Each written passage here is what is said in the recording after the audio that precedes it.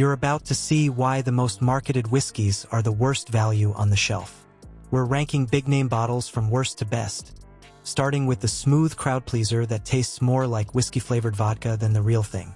If you've ever paid extra for a purple bag, you might want to hear how filtering and blending can scrub out character, not flaws.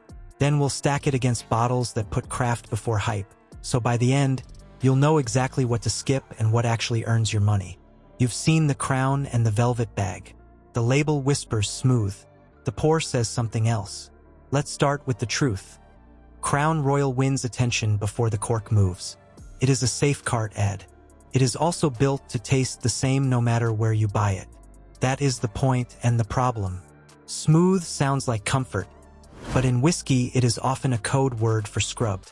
Heavy filtration strains out bite, but it also strips oils that carry aroma. Charcoal acts like a magnet for the messy bits. The bitter edges, yes, but also the ripe grain notes, the faint fruit, the wood spice you came for. Push that process hard and you get a clean, neutral glide. Easy to swallow, not much to explore. Then comes the blending. Large-scale blending is risk control. Mix hundreds of barrels, flatten the outliers, hit the house target each time. Consistency goes up. Complexity goes down. Those odd barrels that shout dried apricot, fresh sawdust, or pepper, they get diluted until they mumble. What's left is a grain-forward core with soft sweetness and a short, tidy finish. Think of it like a stew. Start rich and layered. Then add water and add more, until what's left is salt and heat. You still have the warmth. You lost the meat and the vegetables. Aging should drive flavor. In this lane, it turns into a stability tool. Time in oak calms the spirit and welds the blend. But if you filter out the barrel-borne texture, the wood becomes background noise. You get the color and a hint of vanilla. You don't get chew, depth, or a long echo. The price tells you premium. The inputs tell you polish. The glass tastes thin because the process favors safe over bold. It is whiskey that acts like a vodka with a caramel accent. That's why the bag helps. Packaging sells a story of luxury while the liquid plays it cautious. Smoothness is simple to sell because it is simple to drink. High quality is not simple. It asks you to taste edges, layers, and time. Now let's move on to the bottle that does not even try to be whiskey, because sugar and spice move faster than craft. Why did parts of Europe force a change while the US kept partying? Because what's in the red label is not whiskey in the strict sense. Let's start with Fireball, the cinnamon crowd pleaser that wears a whiskey costume but is sold as a cinnamon-flavored whiskey liqueur. The difference matters. Whiskey is distilled grain spirit, matured in wood, bottled at a real proof, with no sugar bombs or candy flavoring leading the charge. A liqueur is sweetened, flavored, and usually watered down. That's the lane here. The label tells on itself. 33% ABV. Sweet, cheap, easy to shoot. That proof alone drops it out of the whiskey class in most rulebooks, and the additives finish the job. You get simple heat, not layered flavor. Here is the category split in plain terms. Whiskey standards focus on grain, barrel, and time. Liqueur standards allow sugar and flavorings to set the profile. That shift rewrites the glass. Added sweeteners mute grain notes. Artificial spice smothers oak. Lower proof thins the body, so the sip feels light and short. You probably saw the headlines about propylene glycol. Food safe in small amounts, yes, but its presence lit up regulators abroad and pushed reformulated batches in those markets. Different safety rules, different recipe. That raised fair questions at home about what passes as acceptable in a product sold next to real whiskey. So how does it taste? Like red hots melted into grain alcohol. Big cinnamon blast up front, a quick slap of sugar, then nothing. No barrel depth, no oak grip, no finish you want to chase. It is built for a fast shot, not a slow pour. If you care about what you put in your glass, here is the health angle that matters. Sweeteners and additives trade authenticity for novelty. You are not paying with cash so much as with quality. The flavor hits hard, fades fast, and leaves you right where you started. There is a smarter way to chase cinnamon. Start with an actual whiskey you like and infuse with real cinnamon sticks. You control proof, sugar, and spice. You get whiskey that still tastes like whiskey. That is what sits inside Fireball's formula story and why it lives outside true whiskey standards. If the first two are hype or candy, what actually earns its price tag? Let's climb from solid value to serious craft. Think the biggest Irish name is the safe bet? You might want to look one shelf over. The real value sits where the marketing quiets down and the mash bill starts doing the talking. Let's start with the green label everyone knows. Jameson sells triple distillation as a premium polish.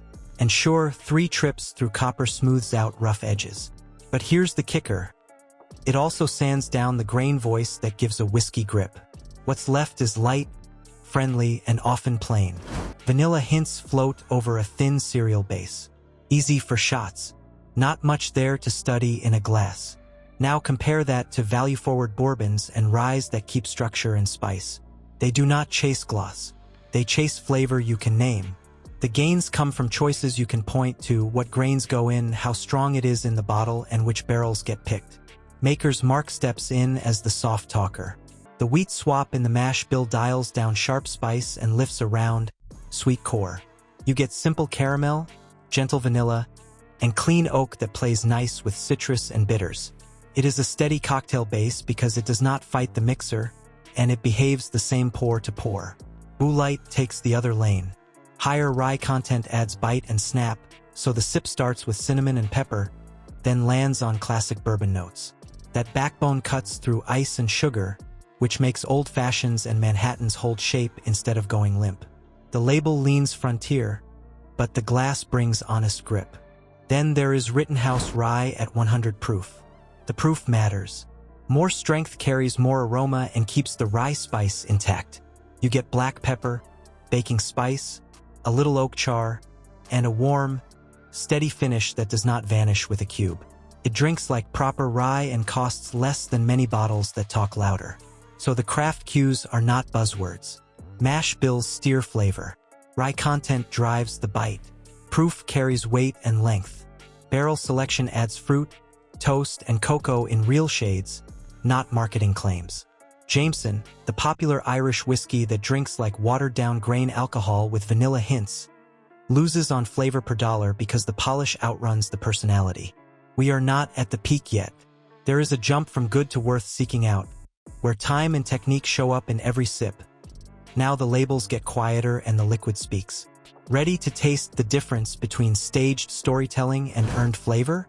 Let's start with the premium tier that actually puts the work in. Woodford Reserve, 4 Roses Single Barrel, Redbreast 12, and Lagavulin 16.